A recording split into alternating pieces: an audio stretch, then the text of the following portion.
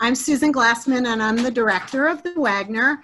And I'm really delighted to have so many of you turn out tonight for our talk with Dr. Amy Korman on ending the anguish of spotted lanternfly infestations. Judging from the amazing reception that we had, we know there's tremendous interest, and we're really thankful to Amy, who's here to share her knowledge and expertise that we hope will help us all deal with this insect and its impact on our region. Just a few words about the Wagner before we start. There's many people here I think don't know what the Wagner is. We're a natural history museum and educational institution in Philadelphia. We were founded in 1855, and our mission is free public education and science. Tonight's program is just one of many programs that we offer. And as stated in our name, Wagner Free Institute, our programs are free of charge, and we work really hard to make them accessible to everyone. We do have a site. We have a National Historic Landmark building with a museum and a library, which is typically where most of our programs take place. Right now, while we've been closed for COVID-19 and we'll still be closed partially for the summer, we started to develop some remote learning opportunities to make these courses and lectures widely available while we're all at home. Tonight's talk is part of a series we regularly offer during the year called Weeknights at the Wagner. It's not usually weekly, but for this summer, we're running it weekly, and every week we'll have a different speaker. Next week, we're hosting Inga Saffron. She is the Pulitzer Prize-winning author and architectural critic for the Philadelphia Inquirer, for her talk about her newly published book. Is called What Just Happened, 20 Years of Transformation in Philadelphia. And then the following week, we'll be welcoming Elaine Ayres, who's a historian of science, who's undertaking a really interesting herbarium project while she's in quarantine, that she calls a quarantine herbarium project. So if you're interested, you've signed up through Eventbrite, you can look there for more details. Inga's talk's already posted, or sign up for our e-newsletter, and you'll get an announcement about other upcoming programs.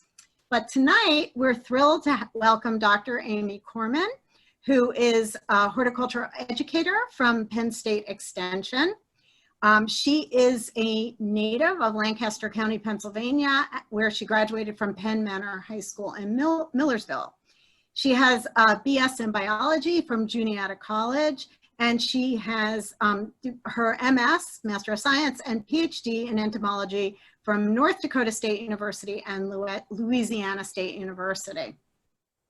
Amy spent the majority of her career, more than 23 years, as an active duty Army entomologist, serving in a different variety of functions in the military, in entomology, and administration.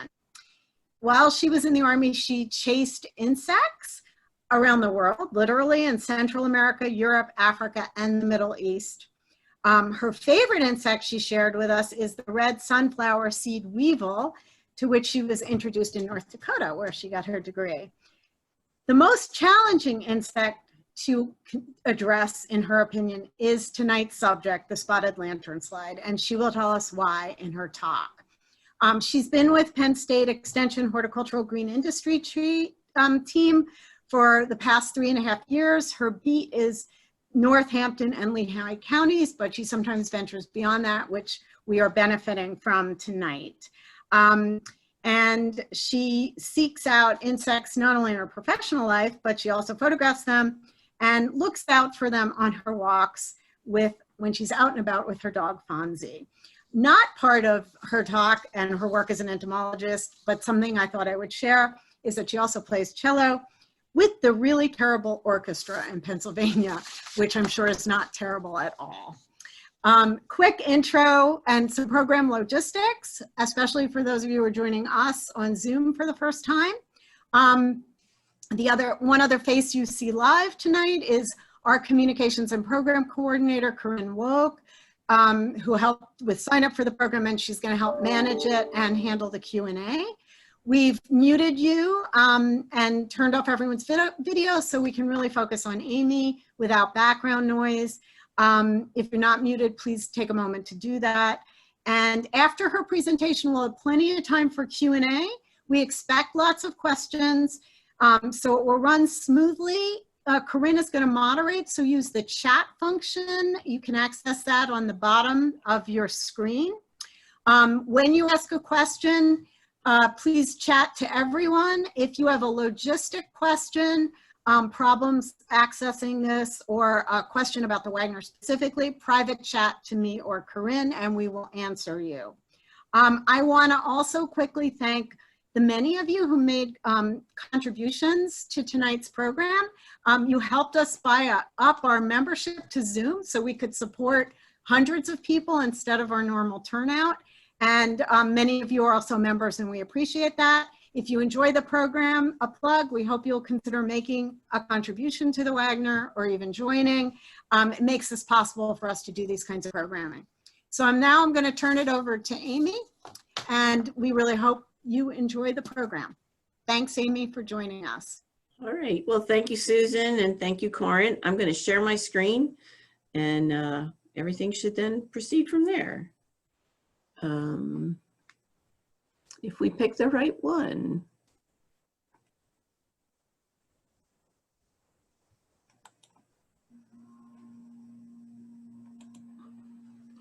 Do we have the right one on your view? Yes. Okay. Looks great. So, all right.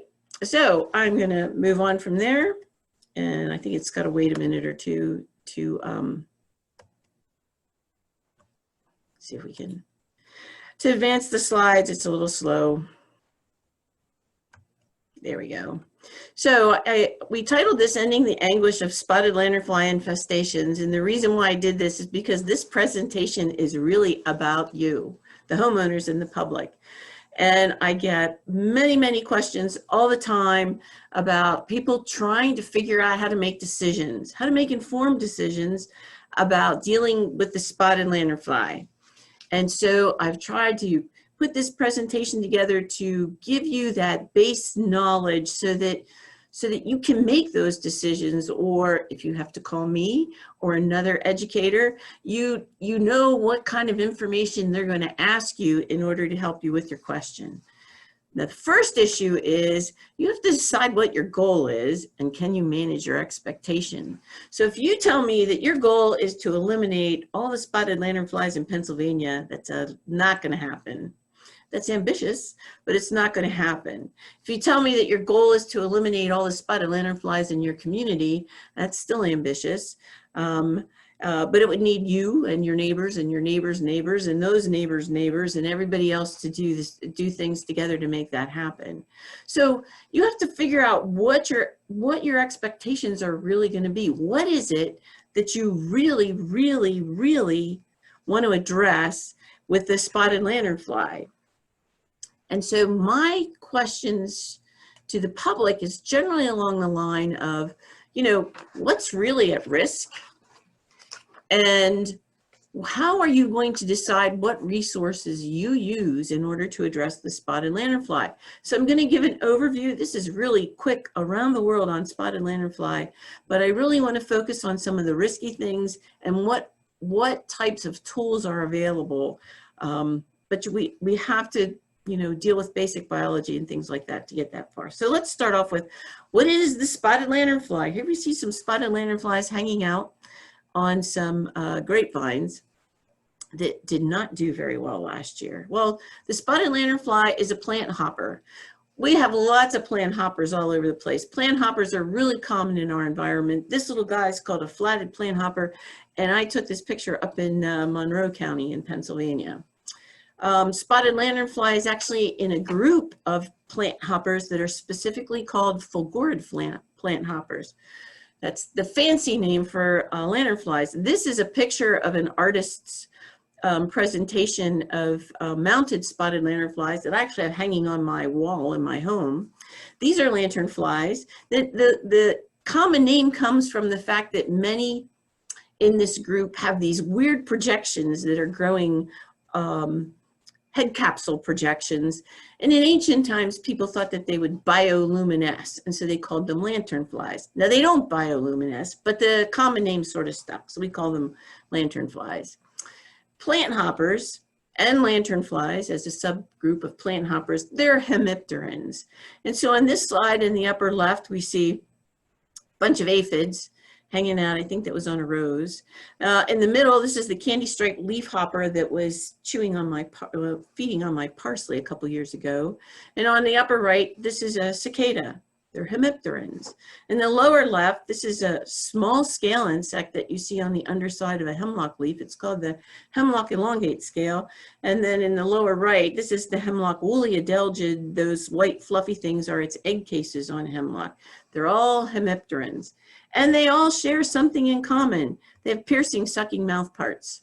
So now we're going to talk about what spotted lanternfly does to plants. So this is a female spotted lanternfly, adult. I know that because you can see this little red spot at the bottom of her abdomen. And you can, I've outlined her mouth parts here. And you can see that they're actually really quite long. They're almost half the length of her body. So they're pretty long, substantial mouth parts, and they're piercing, sucking mouth parts. So just like a mosquito lands on you and pierces your skin and sucks blood, the lanternfly pierces the bark. As an adult, it will pierce the bark of the tree. The immature stages will feed on the softer tissues higher up in the canopy of the trees or on other plants with softer tissues. They all, no matter whether it's an immature or an adult, they are sap feeders. They do not chew on leaves. They do not chew on fruit. They suck sap. And so this is the beginning of our problem. They suck prodigious amounts of sap, and what comes in must go out. And the excrement of a spotted lanternfly is called honeydew. The sap that they're taking in is very high in carbohydrates, and therefore their excrement is also very high in carbohydrates, otherwise known as sugars. And this is a substrate for sooty mold production. So here in this picture, we have a grove of trees that are highly infested with spotted lanternfly. And you can see that the understory here is almost completely covered in sort of black and gray stuff. That's sooty mold. In a forested complex area, this would just kill off the understory, because what are those leaves doing? Well, sunlight hits the leaf and photosynthesis is happening. And if the leaf is covered up, well, then the plant can't do what it's supposed to be doing. And a lot of these plants will die simply because they aren't able to generate the storage elements that they need in order to survive. We've seen this in numerous places where spotted lanternfly is feeding heavy amounts of sooty mold production. And another thing that happens in these areas where you have all these lanternflies feeding and they're all excreting honeydew, we will find a lot of stinging insects like yellow jackets and bees flying around, because they like a cheap sugar fix too. So if this is in your backyard, I don't think you want sooty mold everywhere, and you may not want stinging insects flying around everywhere. But the other thing is, this creates a nasty, stinky mess. You can often smell some of these areas before you get close enough to actually see the lanternflies. So this is a challenge in our woodland areas. It's a challenge in our urban areas. It's a challenge in many different ways. So ultimately, what I'm trying to get to is there is an impact on plants. So in this picture, we have a very large and a very mature tree of heaven, also called the Atlantis tree. It's a weed tree. We actually deliberately invited this tree into Philadelphia like a century or so ago because people thought it would be a great street tree. And it just sort of took over. And now we find this tree in many places. It's very invasive, and it is one of the favorite hosts of spotted lanternfly. This particular tree is in Berks County. We know that this particular tree was infested for several years in a row with spotted lanternfly. And this picture was taken in August. And as we were driving by, we're like, you know, something's not right with this tree. And you can see the enlargement on the right shows that there's flagging and sort of branch dieback happening at the ends of the branches of this tree. And we really believe that the reason for this is because of the intense infestation of spotted lanternfly that's been hanging out in this area year after year after year. A mature tree like this, the spotted lanternfly will not kill it, but obviously it is stressing the tree. And trees are like people. You stress them out, and that provides an opportunity for other pathogens and other insects to infest this tree. So the big thing about spotted lanternfly in the urban tree environment is that it is a significant plant stressor. With grapes, and that's a whole nother story, you know, that can really just devastate grapes. So spotted lanternfly is not going to kill your silver maple, but if you have a significant infestation there, it may certainly stress the tree enough that something else may happen to it, or, you know, the wacky winters that we have may contribute to other pathogens that would attack the tree. So the key feature here is spotted lanternfly is a stressor, a significant stressor. So here's its life cycle. It overwinters as eggs. Every year I hear somebody tell me that they saw live ones in January or February. We have no credible documentation of that, although I'm sure you can go walking in the woods and see one on a tree, but that's because it died on the tree. So they overwinter as eggs. The end of April, beginning of May, they start hatching. There are 4 immature stages. We call them instars. In my area here in Nazareth, we are in the 2nd instar stage. First instars started popping out of the eggs about 3 weeks ago. So we're in the 2nd instar stage. This will continue. These immature stages will continue on until through next month, and then we will see the little red and black and white 4th instar lanternflies pop up. And in July, the end of July, we will start seeing the adults show up, and the adult females will begin egg laying the end of September, and they will continue to lay eggs until hard freezes kill them sometime in November and December. So there's only 1 generation per year that we know of. We don't know what would happen if this insect was in somewhere like Florida where the weather's warmer. We don't know. But here in Pennsylvania, New Jersey, Delaware, wherever, 1 generation per year. That's all we have. So the spotted lanternfly females will lay their eggs, we call that oviposition, on many different types of substrates. We use a lot of pictures of trees here because those are the easiest ones to find. But they will lay their egg masses on patio furniture, on fence posts, underneath park benches, under rocks. They appear to select protected areas. So if you see spotted lanternfly egg masses on a branch of a tree, generally you're going to see them on the underside of the branch of the tree. And we think that tends to be a more protected area. Notice that this egg mass is covered in this white waxy material. And that somewhat protects the egg masses or the eggs that are there. And this is what it looks like when she first lays the eggs on whatever the material is. It comes out, it's white, it's waxy, turns a little gray. For those of you who like silly putty and played with it as children, this reminds me very much of sort of a silly putty type substance that they cover the egg masses with. So after a few weeks, the color changes to sort of a grayish brownish color. And we have this on the left side of your screen. Notice that she doesn't necessarily cover the entire egg mass up. Those little lines of eggs down there are not completely covered. By March, these egg masses are kind of hard to find because they look like splotches of dried mud on things. And so they're very difficult to track down. They're well camouflaged in the environment.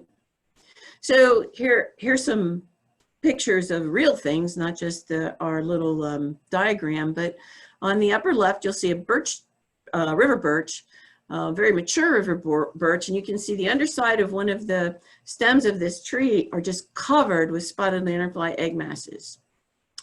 And then in the middle top, you see these little white things there. That's what a spotted lanternfly looks like when it squeezes its little body out of its egg. They come out, they're little, they're tiny, they're white, they kind of have to blow themselves up, and after a short period of time, they will darken and harden. Remember, these insects, like all the other insects, remember they wear their skeleton on their outside. You got to go back to 3rd grade science class to remember this.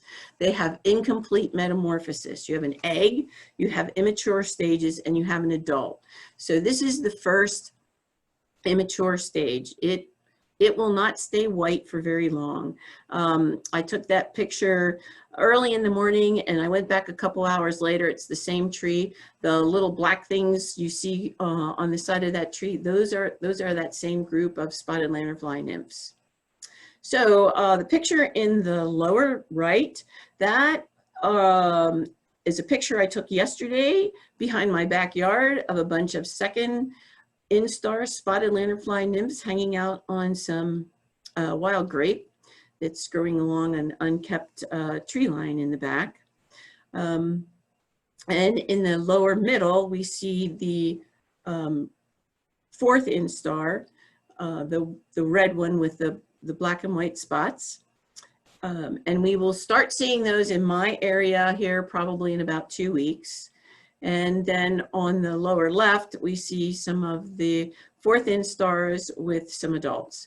And I would bet you a turkey dinner that the picture of the adults here, we have a male and a female, because the males are usually a little bit smaller in size than the female. So we have a pair of adults along with a bunch of 4th instar nymphs there. So now, what do they like to eat? Well, a lot of things. We know they'll eat over 70 different species of plants.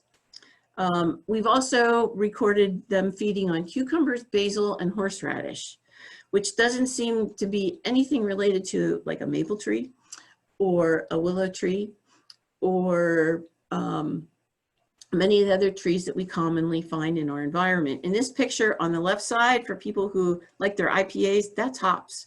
They like to feed on hops. In the middle is a young tree of heaven, Atlantis tree,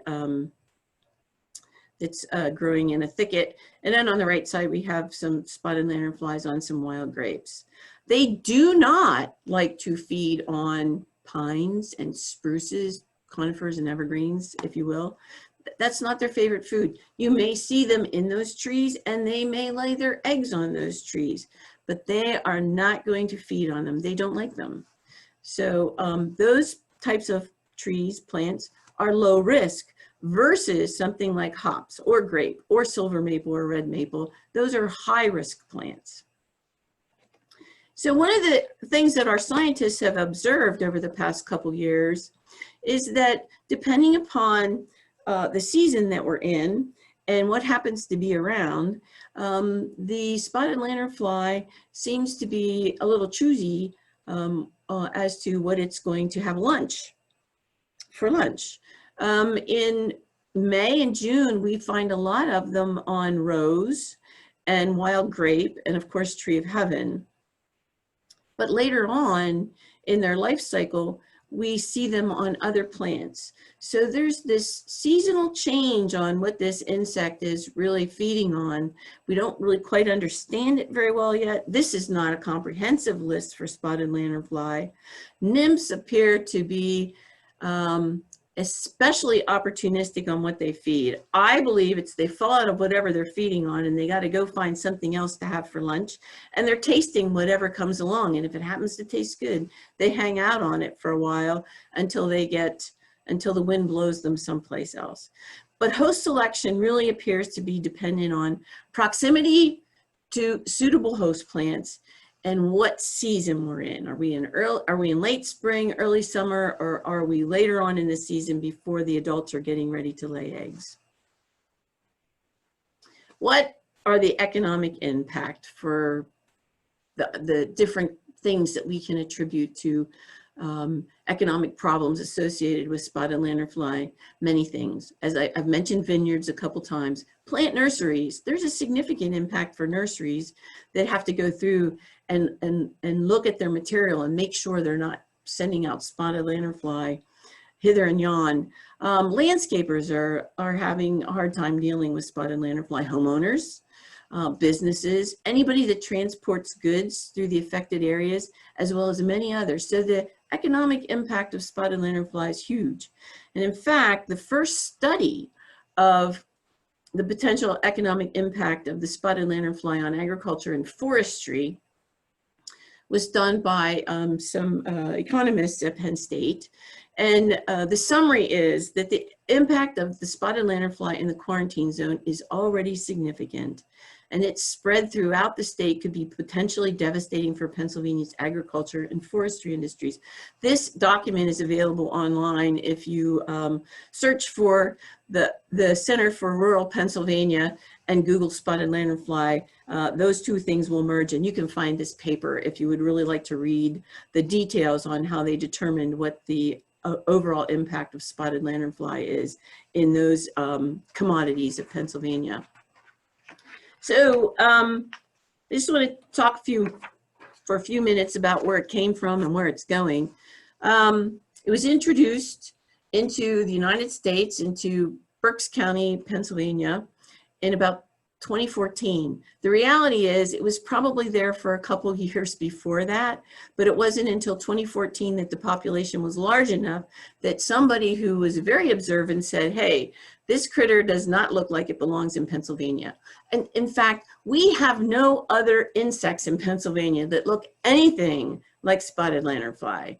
None of our other plant hoppers look like it. And while there may be other lanternflies in the United States, we have no other lanternflies in Pennsylvania, and nothing looks like spotted lanternfly. This insect is native to parts of Asia, not all of Asia, just parts of Asia, parts of China, parts of Vietnam and India. And we suspect there is a huge amount of confidence that the insect was imported on materials that was shipped to Berks County from overseas. So we know that it got here by hitching a ride on something else. And that was the distribution in the beginning of the infestation. The little yellow area is where it started. By 2016, you see the blue municipalities that are outlined there. In 2017, the state of Pennsylvania decided it could no longer manage a quarantine, which is a regulatory effort to control this pest, by municipalities alone, so it went to countywide quarantines. But here's where we have it today. We have it in Pennsylvania, New Jersey, Delaware, Maryland, Virginia, West Virginia. It's no longer just in the southeastern part of Pennsylvania. We have it in other areas of Pennsylvania. Now, on this particular map that comes from the IPM, New York State's IPM Center, you'll see lots of little dots where people found spotted lanternfly. Okay, they found it, but there was no infestation present. So a dead one could have rolled off of somebody's truck somewhere. So when someone finds a spotted lanternfly, there's a team of folks that go out to look to see if there's an infestation there. But this gives you an idea of where all it's been taken, alive or dead. And how did it get there? Well, we took it there. This insect is a really fantastic hitchhiker, whether it's on a carton, an egg mass on a carton that goes someplace, or traveling on a vehicle. And we recognize that routes of transportation are really the biggest problems in transporting the spotted lanternfly from one place to another, which reminds me to put in a plug for spotted lanternfly permits. Permits are still required for businesses in Pennsylvania that are taking things in, out, and around the quarantine zone areas. The permit is free. All it requires is a few moments of your time and to take a test. Originally, they released hang tags. They don't do that anymore. It's just a document certification that the business has a permit for spotted lanternfly, and that's another way of getting the public to understand the significance of this pest. If you have questions about whether your business is required to have a spotted lanternfly permit, I suggest that you contact the Pennsylvania Department of Agriculture. They have a great website on spotted lanternfly. I'm not a regulator, I'm just an educator, and I realize that businesses all have individual characteristics. Some may require it, some may not, but I just wanted to remind people that businesses are still required to have it. About 6 months ago, I was, businesses would call me up and say, I'd never heard of this before. And I'd say, well, you heard of it now. So here's the information that you need to take the training. And now I say, I don't know why you haven't heard of it, because over 1 million people have already received the permits for moving things around in the spotted lanternfly area. So now I want to talk a little bit about, you as a homeowner who have plants and who want to do something about spotted lanternfly. We want to talk about risk. And this is a risk management chart. 2 things to remember about this chart. The more spotted lanternfly you have, the more risk you have. And then the more favorable the plant that you're trying to protect, the more favorable to the plant, that is to the insect, the more impact spotted lanternfly is going to have on it. So if you have a pine tree, which remember I said they don't feed on them. So if they don't feed on them and you don't see many spotted lanternflies, a risk to the plant is really low, versus a plant that we know that spotted lanternfly likes to feed on. So if you're a homeowner and you're growing grapes in your backyard, we know they really like grapes, and you know that you have a lot of spotted lanternflies in your area, the risk to your plants, to your grapes, is significant. Or if you have a silver maple that's a street tree you already know is stressed by the environment because it's a street tree and it's next to the road and it gets salt on it in the winter. Those are other stressors as well. The risk is much higher there. So remember, more spotted lanternfly, more risk. We're talking about risk to the plant. The more favorable the plant is to the insect, the more the impact of the insect will be on the plant. So I hope that's a way that people can sort of analyze what it is they're trying, their objective in trying to do something about spotted lanternfly.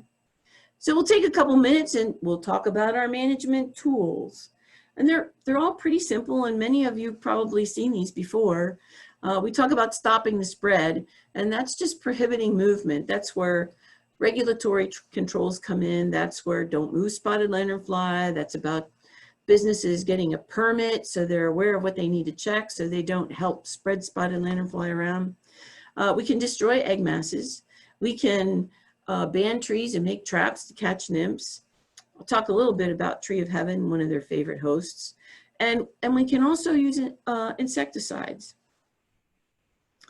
But first I want to point out that there is a spectrum of what's going on with tools that we have and how they impact the environment.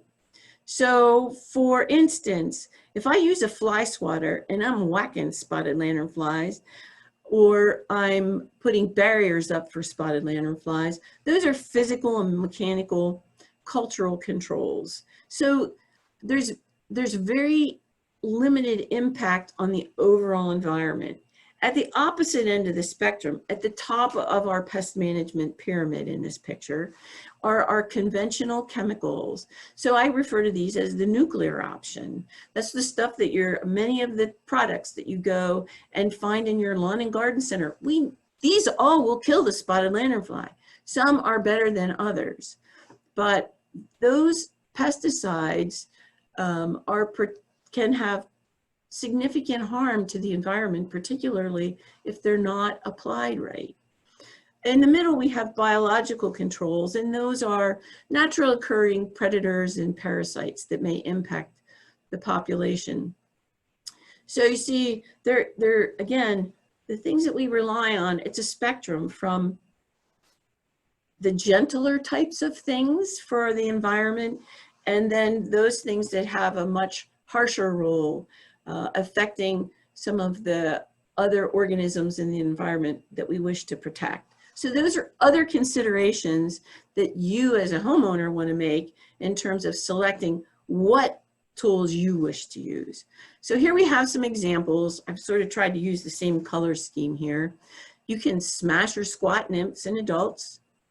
That's just killing a spotted lanternfly. You can destroy eggs. You can use bans or traps. Those are all on the gentle side of the spectrum.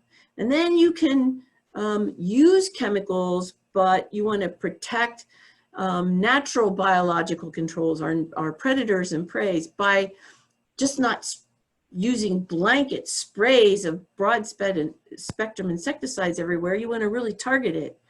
You can use biorational contact insecticides as spot sprays to kill nymphs and or adults. You can also but again, now you're looking at things that have a bigger impact on more than just the spotted lanternfly. You can use timed contact insecticides with longer residual activity as sprays that will kill the nymphs and adults. But if you do that, you want to do it as few times as possible. You might want to look at specific trees, treating them with systemic insecticides. I'll talk about that in a minute. Or you might want to establish zones of control using trap trees with possible. So that, again, there's a spectrum of what you can do. It's up to individuals to decide what works right for them with what they're seeing and what their goals are. So again, our toolbox of control options. So the first thing was don't help it move around. We see this all the time in parking lots, that in areas that are just loaded with spotted lanternflies. They will be all over vehicles, and yeah, it requires that you take some time to inspect your vehicle. You can destroy egg masses. You can scrape them off trees, posts, stones, houses, benches, railings, fences, anywhere you can find them. You can scrape them into a plastic bag filled with rubbing alcohol or liquid hand sanitizer. Good luck finding that sometimes these days. And you could, scrape that into a bottle or bag, and then you can burn them or smash them. Just leave them in alcohol, and they will die. For those of you who like squeezing bubble wrap, smashing spotted lanternfly egg masses will give you just a lot of pleasure. You get that same snap, crackle, and pop goodness by smashing egg masses in plastic bags that you would get from smashing bubble wrap. I find it a very pleasurable experience myself. One of the other things that you can do, banding and trapping. People have asked us about many methods by which we can put up tree bands and other traps. For spotted lanternfly control, we have 2 information papers out on this on our website. You can use sticky bands. You don't have to use a sticky band that's 12 inches wide. You can cut it in half, because the lanternflies are climbing up the tree, and they will all collect mostly at the bottom of the sticky tape on the tree. Although I've seen tapes around trees that are just entirely covered with 1,000 nymphs or more. So it depends upon where you are. It depends upon how significant the infestation is. You don't have to use sticky tape. There are other alternatives. They may not work so well. Again, what is it that you're trying to accomplish, and how much time and effort do you want to put into it? There is a new special trap. We call it the circle trap.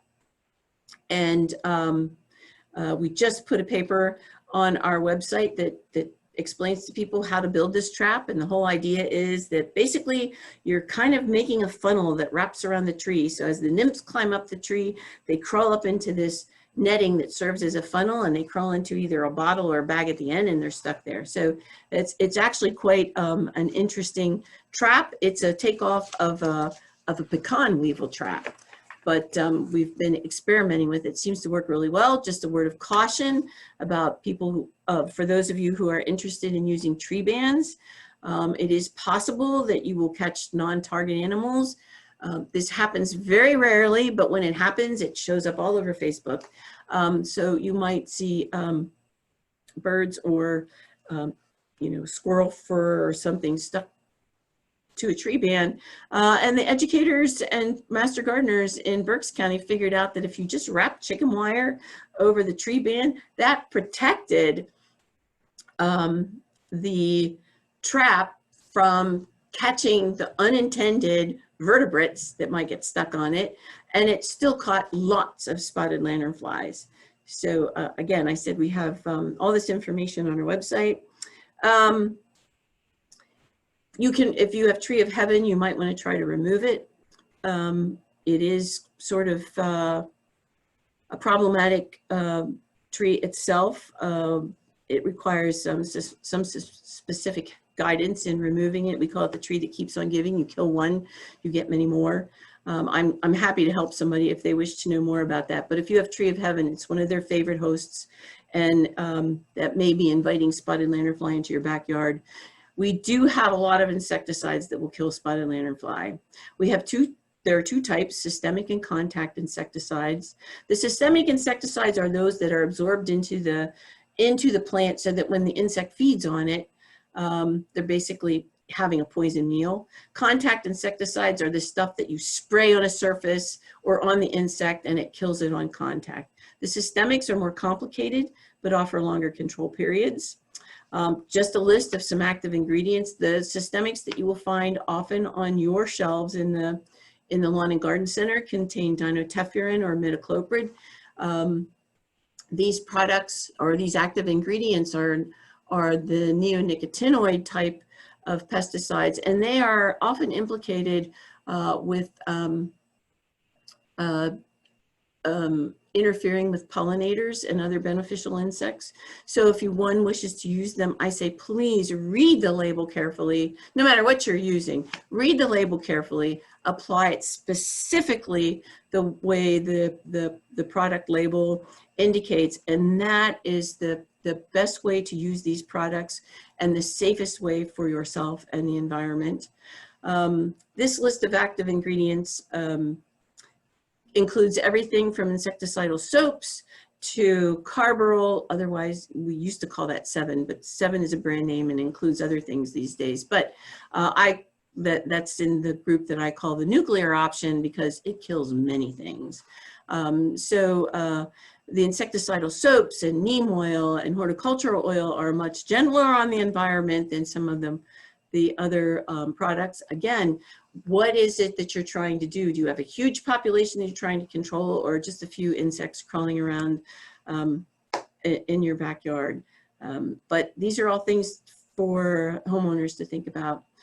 We've created management calendars that sort of can guide people through what time of the year it is, what control options are available that might help you. You're not going to scrape eggs this time of year. The eggs have already hatched.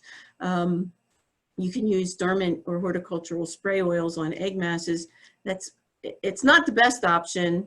It has not the best control, but you could try it. You can use tree traps this time of year and sticky bands this time of year, contact sprays, systemic applications depending upon which one. We've got this all sort of laid out on a calendar of events for what works best what time of year. The trap tree method that I talked about before is one of the things that the Pennsylvania Department of Agriculture is using when they're clearing out groves of Tree of Heaven or Atlantis Tree. They're clearing it out, leaving a few trees behind. They know that the lanternflies are going to come back to those trees later on, so they're applying a systemic application to the trees left behind. So when the lanternflies come back as adults to feed on it, they will die. That's called the trap tree method. If you've got a silver maple in your yard or a red maple that you want to protect and you want to try that, the same thing will work. When the lanternflies come to feed on it, they'll get a poison drink and they will die too. Just a couple words on choosing pesticides. It's really challenging. You can find many things in the lawn and garden section that actually can help you with spotted lanternfly. You have to read the label carefully. You're going to want to select for your ornamental shrubs and trees, find a label that's listed specifically for ornamental shrubs and trees. Read the label carefully to make sure that you are using the pesticide correctly and in the appropriate fashion and the appropriate application in order to get the best control. Home remedies, I just say no, just say no. Home remedies can be unsafe for humans, pets, plants, and just plain illegal. I've heard them all. People confuse detergents, household detergents, with soaps. They're not the same thing. WD-40, I've heard it's great. Isopropyl alcohol, people want to spray everything with isopropyl alcohol. That's not great for your plants. And oh yes, let's spray everything down with kerosene. No, don't. I have yet to get a home remedy that I think is safe enough that I would endorse it. So, and I think I've heard just about all of them. As I mentioned earlier, we've got a lot of these management instructions online on Penn State Extension's website. We have one for landscape professionals, one for homeowners, management in vineyards, and then you have your local extension agents and educators that are available to help you out with this. If you have any questions, you are welcome to reach me through either Lehigh or Northampton County Extension offices. Just a couple frequently asked questions. Everybody says, well, what predators do we have that are helping with spotted lanternfly? We know spiders eat them. We know praying mantids will eat them. We know there's a number of other naturally occurring predators in the environment, like this wheel bug, that will attack spotted lanternflies, but there are not enough of them to make a dent in the population. So generalist predators are not going to control the spotted lanternfly. Well, what about parasites or parasitoids? A parasitoid is a parasite that actually kills its host. So there is a gypsy moth parasitoid that was introduced over 100 years ago for gypsy moth control. We found that that's attacking spotted lanternfly egg masses. We don't yet know what the impact is. Researchers at Penn State and other universities who have formed a coalition of the willing are working on these questions to find out how they can optimize some of these things. We find that this particular gypsy moth parasite is just found only in low numbers and only in some areas of Pennsylvania. So our researchers are continuing to look into this parasitoid as a control option. Again, research takes a long time. But the USDA and others are working with collaborators in other parts of the world to see what other types of control organisms exist where spotted lanternfly is a native. And then they will evaluate those to see whether they can be introduced. This is called biological control. The challenge with biological control is it takes many, many years to evaluate a new species to be introduced into this country to ensure that what we're bringing in isn't any worse than what we're trying to deal with. So this is a long-term study. We learn a little bit more every year about this, but we don't have a parasitoid solution yet. About 2 years ago, 2 fungal pathogens were identified attacking spotted lanternfly in Berks County. This one was Bavaria, and the other one was Betcoa major. Bavaria is a very ubiquitous fungal pathogen of insects. We find it everywhere. And you know what? We can already buy it in pesticide formulations on the shelf. So last year they implemented new studies using Bavaria formulations to see how well that will work for controlling spotted lanternfly populations. This year there's another study ongoing to follow up. Don't have an answer for you now. We know that Bavaria will kill it. We just don't know how well it works as a control method. And of course, all of the information that we are delivering to you is based on what our researchers are producing, and not just Penn State, but I said there's a coalition of the willing folks that are studying spotted lanternfly and trying to come up with solutions. And so when we're delivering information to you, we are delivering what we have from science-based information for the public. And so I've tried to put everything together in a nice little package so that you can help everybody else stop the spots. And I think we have some time for some questions. Thank you, and unsurprisingly, we have a lot of questions that have come in. Let me just get these last ones into Word. Well, as I mentioned earlier, you know, if we don't get to all the questions today, I'm happy to answer them offline some other time, or people, if they don't get to their question, they can always contact me. at the, through the extension office, by email or by phone. And I'll be sending out a link to Penn State Extension's main page on Spotted Lanternfly and some of the other resources to everyone who's registered for the talk to make it easy to find. So to start out, someone asks, what happens when you report an infestation? I know you said that people come out and look in certain areas, but is that true for everywhere? Well, the answer is it depends. So here where I live, if I report an infestation, everybody knows they're here.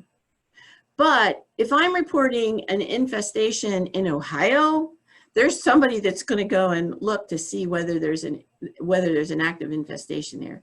In fact, in Pennsylvania, in areas where we know of no infestation, if somebody reports that they saw a spotted lanternfly, PDA sends out a team to actually do very detailed surveillance in that area to confirm that whether or not the presence of an infestation. So what happens about whether you report an infestation depends upon where you are. But you know, you can still go to PDA and report it. They have a very interactive website. And if you, I think the way it works now is you plug in a location and it will tell you, it may ask you for more information if it's an unusual place, or it may say, yes, this is part of the quarantine zone, something along. I haven't reported anything there in a while, so they may have changed how they do that, but you can still report it to PDA if you like. Yeah, I've actually wondered that myself, seeing them in Philadelphia, if it's sort of assumed that they're everywhere. Is there a guidebook on what type of plants are at a higher risk? No, there's not. I wish there was. We know that there are red maples, silver maples, willows, black walnut, Atlantis, that is tree of heaven, hops, and others, you know, are much more tasty to spotted lanternfly than others, but we do not have a comprehensive list of host gradients. We know they don't like pines and other evergreens, and everything else is somewhere in the mix. If you see a lot of spotted lanternflies feeding on your tree in your yard, one can assume that that happens to be a tasty tree. The other thing is you can have two same kind of trees side by side and they may like one better than another, and we still quite haven't figured out that.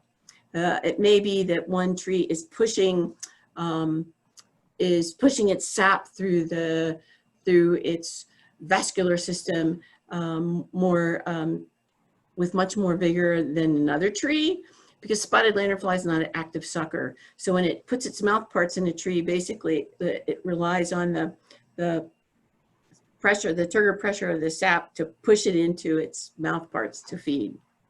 So there's a lot of weird stuff going on there that we don't have answers for. But that's a very good question. One day I hope we have that. There's a lot of questions about what to do about tree of heavens. Someone's neighbor has three, or an apartment building that they live next door to has three of them, and now the spotted lanternflies are all over their property, but the management company won't remove them. People are asking, should they keep spotted lantern or keep tree of heaven as a bait tree in their yard? Is there like a city service, which you're not in Philadelphia, so I don't know how much you would know about this, but a city service that would remove a tree on your property or near your property? Tree of heaven is problematic. As I said earlier, we invited that tree to come in and now it's very invasive. And some people have tree of heaven and they like it and they want to keep their tree of heaven. So, I mean, the problem here is this is really a community problem. It's not just one person's problem, it's a community problem. And unless people sort of work together, unless someone can convince the apartment complex owner to put a systemic treatment in that tree to kill any lanternflies that feed on it, you know, there is no, the expectation is that individuals do what they can. And that may, you know, require, you know, if you want your neighbor to do something, that may require a discussion with your neighbor. but there's no mandate. Now I know that there are programs in various places that are run by other agencies that will assist with either handing out tree bands or maybe doing some Atlantis removal, but that's really spotty. And this year, I don't know what's going to happen.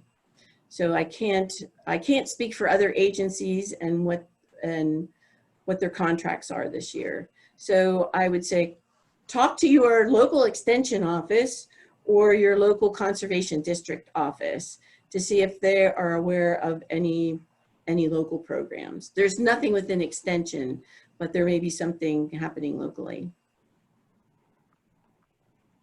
Thanks. And some questions about the traps and the bands. Someone asks, is that time already over? If they're in the wild grape below a tree, are they still climbing up the trees?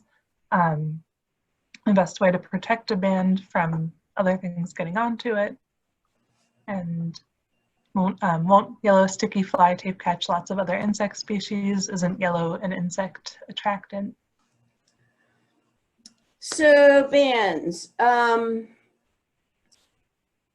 if they're in grape, are they going to be crawling up and down the trees? Yes, because chances are they're going to fall out of the grape and then they're going to want to go back to either climb up the grape or climb up the trees.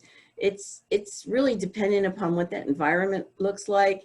If you've got wild grape growing around black walnut trees, like what's behind my backyard, I don't know how you would sort that out. It would be very difficult. If you have a tree in your yard that you're trying to protect with a sticky band, I think you can do it fairly reasonably. Yes, you will collect other insects. Yes, you will collect some beneficial insects as well. But if you put chicken wire around it, you will not collect frogs or woodpeckers or squirrels. And someone asks that they heard brown duct tape is more attractive to them than regular duct tape. I don't know. That's interesting. Oh, someone asked about yellow being an attractant. I don't know. It might be an attractant for some insects. I don't know about all of them. But the duct tape colors, I don't know. That's interesting. I haven't known anyone to do an experiment comparing colors of sticky tape. And someone asks if they bite humans. No, they do not bite humans. They do not bite you or your pets. Now, if you've ever had spotted lanternflies crawling on you, you can feel them crawling on you. And some people think that they're biting them, but that's because they have little tarsal claws that are hanging on to you, and it's not biting. It's not going to bite you. And they will not hurt you or your pets. That reminds me of something else. If you would happen to have them on a piece of firewood and you brought the firewood into your house in the winter, would the spotted lanternflies hatch? And the answer is, yeah, probably. But you know what? They're just going to die because there's nothing for them to feed on in your house. And they're not going to hurt anything in your house. That's a question that we get a lot of time in the winter. I forgot to include that. But so no, they are not a pest of people or pets. They are not a structural pest. You may see them crawling up the side of your house, but they are not going to hurt your structure. And someone did ask about if they got into the house, would they feed on houseplants if they're able to access them? I don't know, because I don't, if you had a woody house plant, and so, if you had like a lemon tree or something like that in your house, they might give it a stab, but I don't know how, I don't think they would be very successful. And if you knew they were there, you'd probably be killing them. Yeah, I assume if they're in your house, it's few enough that you could find them. And are they poisonous to birds? Does the red and orange coloration on the fourth instar in adults, is that a deterrent to bird predation? That's a great question. We don't really have a lot of data that suggests that birds like them. And we don't know if this coloration is sort of a warning coloration. Certainly, the younger instars don't have them. I think there are some folks that are actually working on that, but I don't have any more data on that particular topic lately. But there's been a lot of discussion over palatability in general. And for the insecticides, I'll try to group a few of them together. Can systemic or contact insecticides be used on fruit trees? Are they equally dangerous to pollinators? And how much of a risk is there of killing useful insects? Someone asks about petroleum jelly too. Some people, let me start with the petroleum jelly. Some people have used petroleum jelly on duct tape or on brown wrapping tape that they put around trees to collect spotted lanternflies. And they said that only works for a day. So if that's what the petroleum jelly thing was all about, I don't know how useful that particular item would be. With regard to insecticidal sprays, the only time you're going to, if you want to spray something on your maple tree for spotted lanternfly and you want to also use it on your fruit tree, the label has to allow you to do that. So if you would have to read the label to ensure that that product is permitted on both those types of plants. That's why I said it's for taking care of ornamental landscape plants. You're going to look for something that's labeled for ornamental trees and shrubs. That doesn't mean that it will have fruit on the label. Now you may go and pick up a bottle of insecticidal soap that may be labeled for your vegetable garden, and it may be labeled for fruit, and it also may be labeled for flowers and other things. So it really depends on the product that one is selecting. Will these products affect other insects and other beneficials? Most likely, yes, but depending on the product, certain products are more broad spectrum in application than others. And that means if you go out with something that has carbaryl in it, you're just killing everything. And if you have a really bad infestation, that may be your option. But there are other pesticides that are less broad spectrum, a little bit more selective, that are not going to zap everything in the air. So it depends upon the active ingredient and the formulation one is using. That's why I always go back to, read the label carefully and apply things exactly as it is on the label. And that's the best protection for other, for the good bugs and yourself and the plant that you're trying to protect. And a few other non-insecticide options people asked about are vinegar, desiccants, diluted Dr. Brommer soap, alcohol spritzing, which I know that you mentioned. Someone asks, what's the issue of using diluted dish soap, since that's a pretty common garden remedy, and neem oil, and also milkweed, planting that is something that could possibly kill them once they eat it. So there's a lot of interest in milkweed, because we've heard that from other people that milkweed kills them, but I'm waiting to see what happens with this year's studies. So I don't know.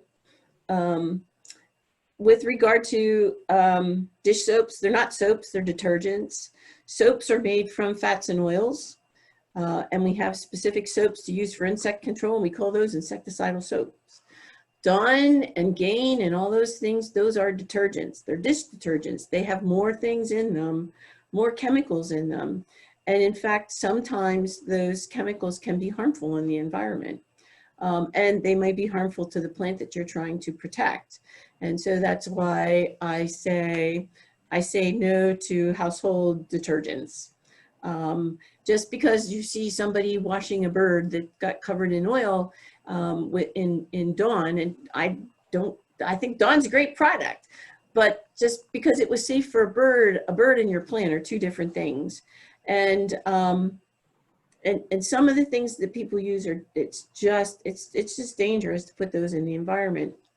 And so, yeah, I haven't, nobody's given me a home remedy that I'm willing to accept. And like, for many of these, I don't have scientific data to support it, to say this is helpful for killing spotted lanternfly and harmless to the environment. Thanks. And we're data driven here. yeah, it's understandable people are trying various things. That's okay, and they're going to keep trying. And some people, and that's creativity. And we have a lot of people out there coming up with. I know that various schools and scout troops were working on ways to come up with different ways to trap spotted lanternfly. So I encourage the creativity. We have a bunch of questions about them climbing up and down trees. Someone asks if you should put traps on a tree at different heights on a tree, depending on what nymph stage they might be in during the year. And once they're in a tree, do they fall to the ground and then climb back up? Is there a cycle to look for in that? So that's an interesting question about putting them at different heights. You could do that. I think the time and effort and the cost of doing that outweighs the benefit. But I don't know of anybody who's actually really laid it out scientifically to evaluate it. We generally put the sticky bands around the tree, about 4 feet off the ground. Yes, the insects fall out of the tree and then they climb back up the tree, or a tree, whatever is the near. They like to climb up things. They will climb up a telephone pole. They will climb up the side of the building. So they like to climb up things. That's what they're doing. So yes, they will fall out of the tree and go back and climb up the tree. That is, unless they find something else that is in their way that they're going to climb up, and if it's something edible for them, they may hang out on it. So, but you will also see if it's a big infestation, they do go up and down the tree as well. And so sticky bands can be very helpful if your goal is to kill a lot of spotted lanternflies and you have a lot of spotted lanternfly nymphs. You'll kill a lot of them. Generally, the first 3 instars are more easily trapped by sticky bands than the 4th instar, but I've seen sticky bands that are also coated with 4th instars and adults as well. Just may not, and there are a variety of different sticky band materials that you can buy commercially, and they're not all equally effective.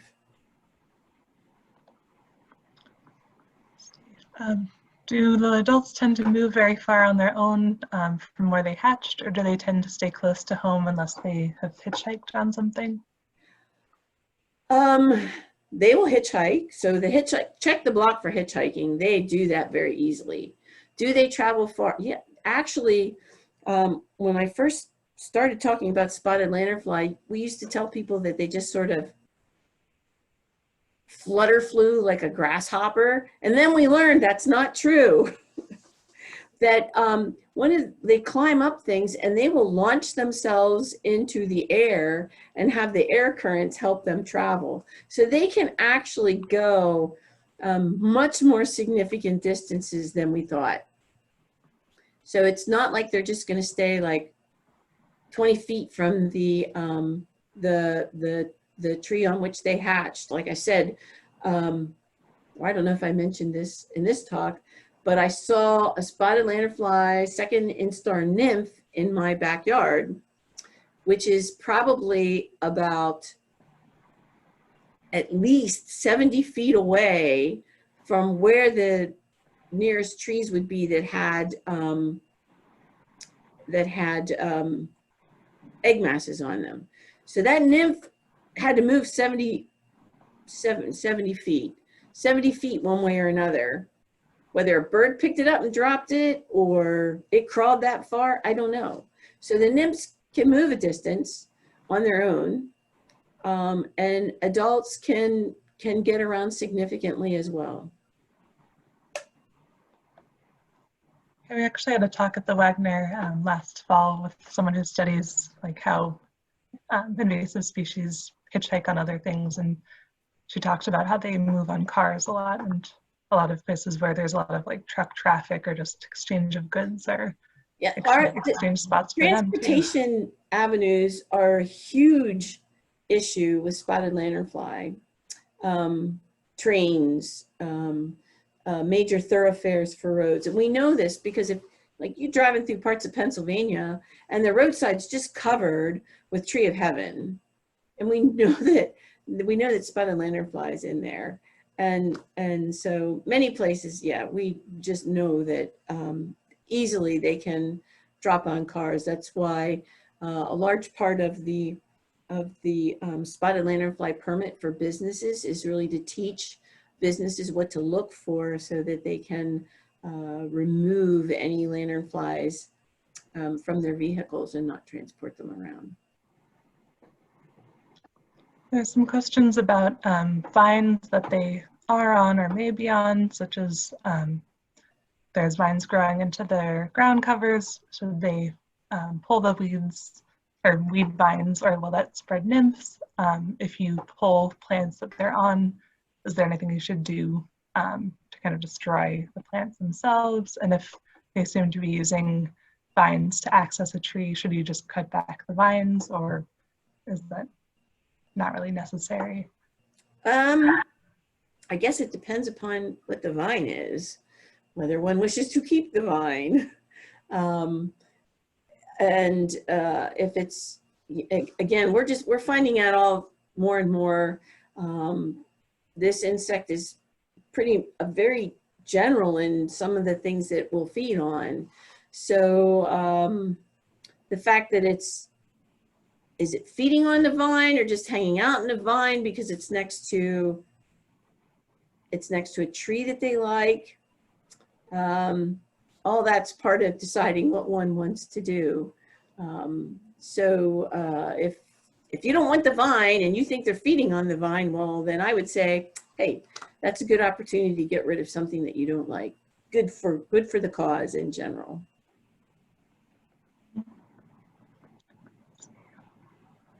So, scrolling through the many questions, we've seen exponentially more of them this year than last year. Can we expect them to continue to proliferate for a few years and level off?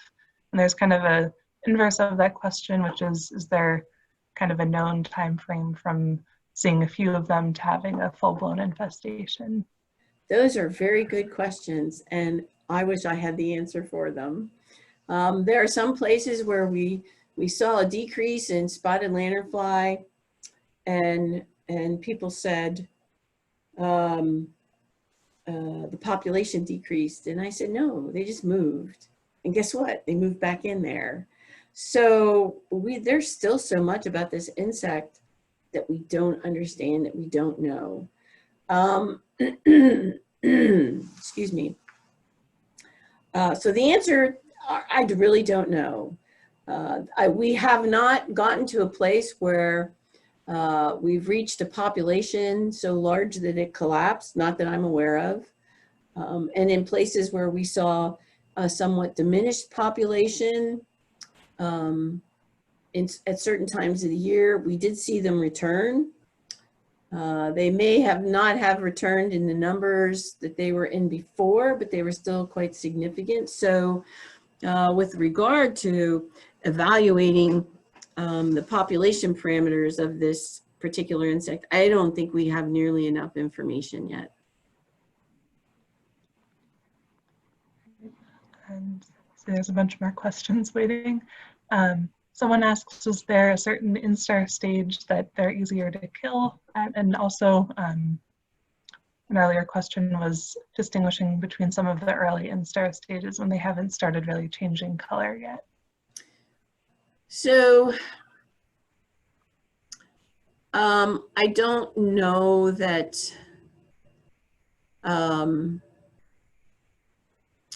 I can't really give you any insight to saying that any one particular instar is easier to kill than another. They're all equally challenging. I think that the earlier instars are easier to trap with a tree band or other materials, certainly. But I'm not, yeah, I don't have a good answer for that. I'm sorry. And the rest of that question was?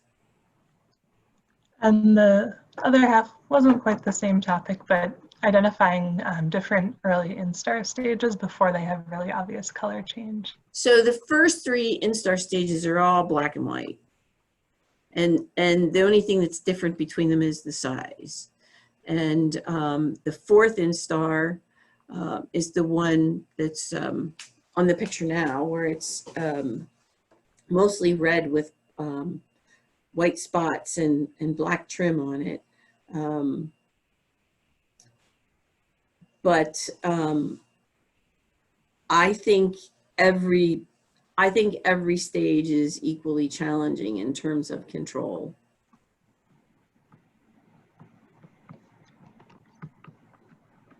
Although if one puts up a tree band, that's easier to collect the smaller ones, the black and white ones, the first 3 immature stages. It's easier for them to stick to the sticky tape on a tree band than it is for adults and this 4th instar stage.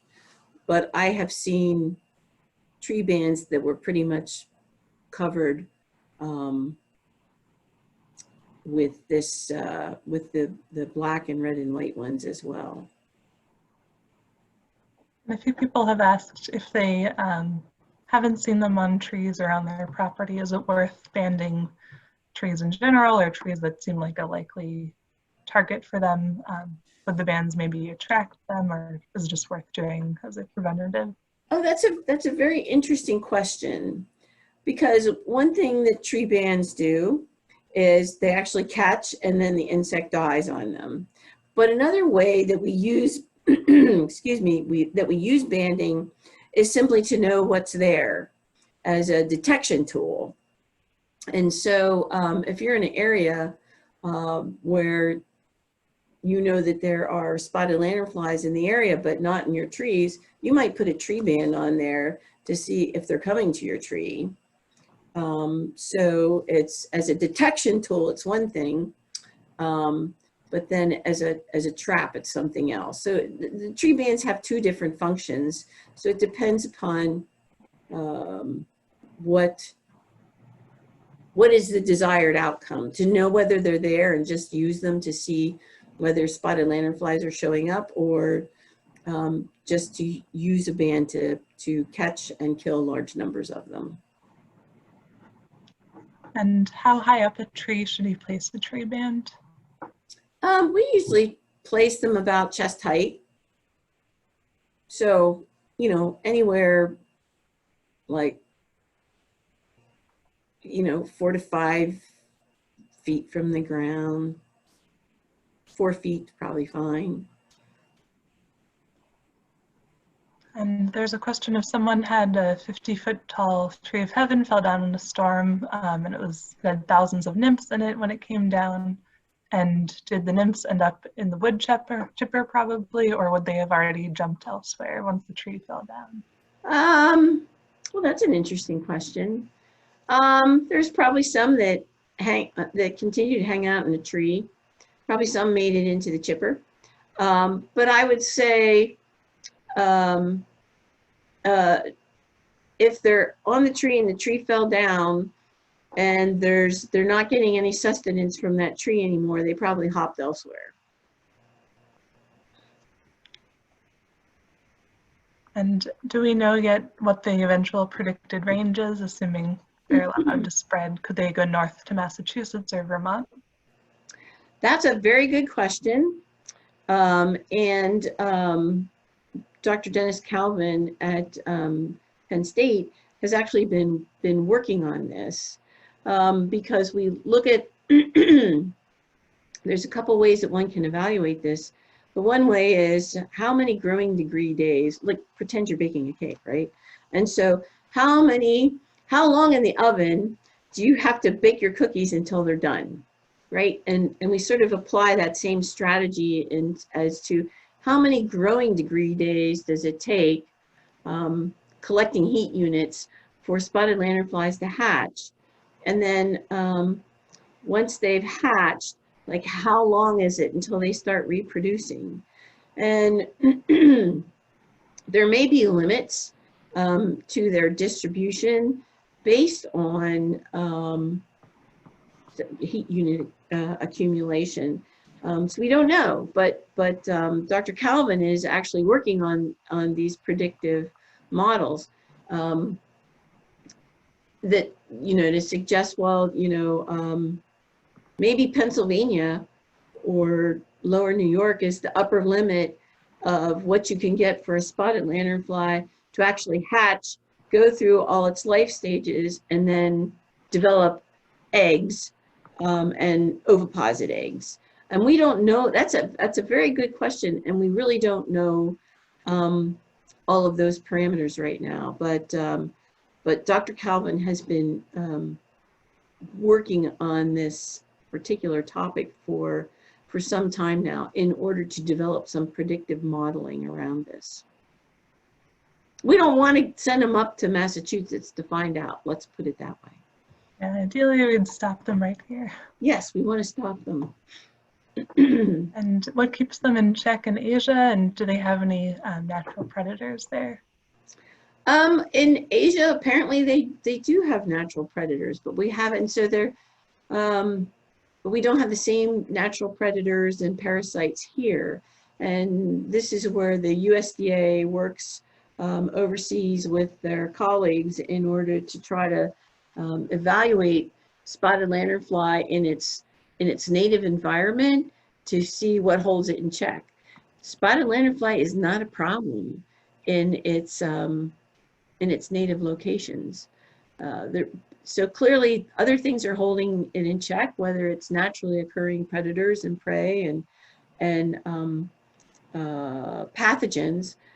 So those are all things that we're waiting to discover. And someone says, I have several maples and I've seen nymphs in all of them. Is it worth having the trees treated by a professional tree service? That depends. So that's whenever one has to evaluate time and effort and cost for treatment. Certainly, if you know that your trees are being attacked by spotted lanternfly,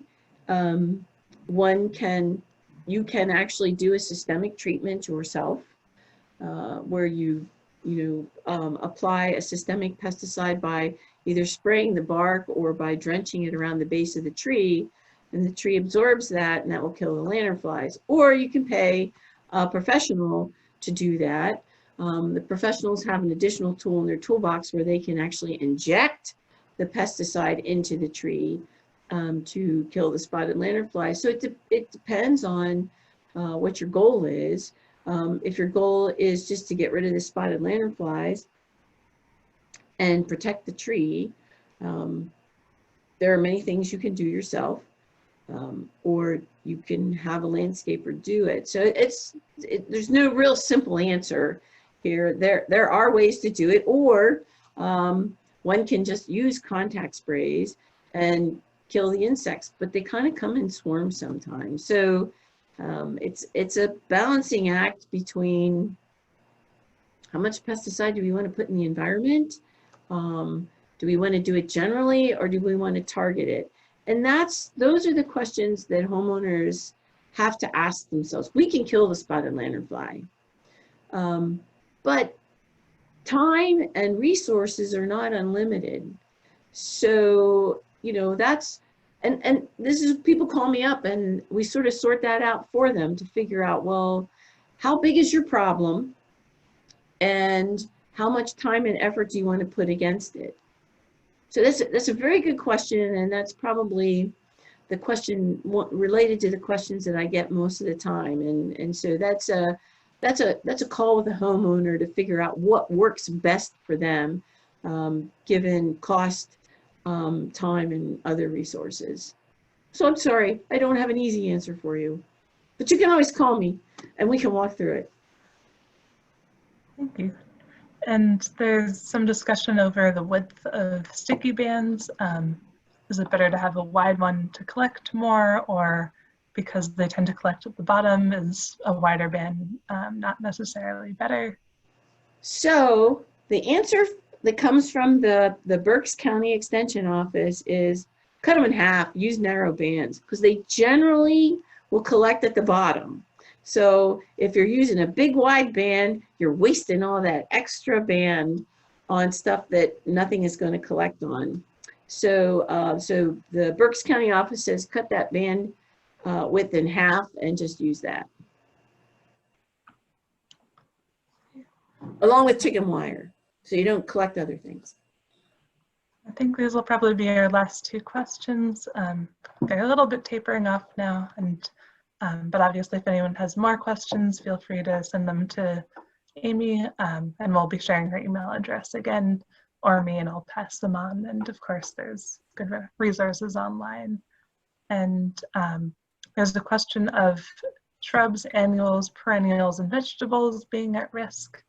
This is the first, I guess, of our last two. Well, we know they like roses. Again, as I mentioned earlier, we found them on horseradish, cucumbers, and basil, interestingly enough. Yeah, there's a variety of things that we know that they will feed on. I keep seeing the screen change. And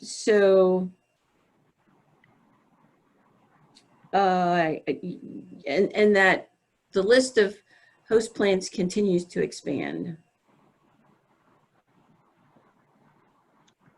And so if people see them near their vegetables, should they be concerned if they're not already? You know, they can, if they see them in vegetables and they're concerned and they see them feeding on vegetables, I think we've had reports that they destroyed a cucumber plant. Now, I don't know if that's really valid, but nonetheless, there are pesticides that are acceptable for use on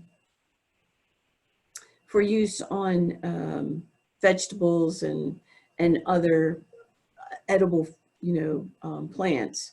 So, and you would use those according to the label.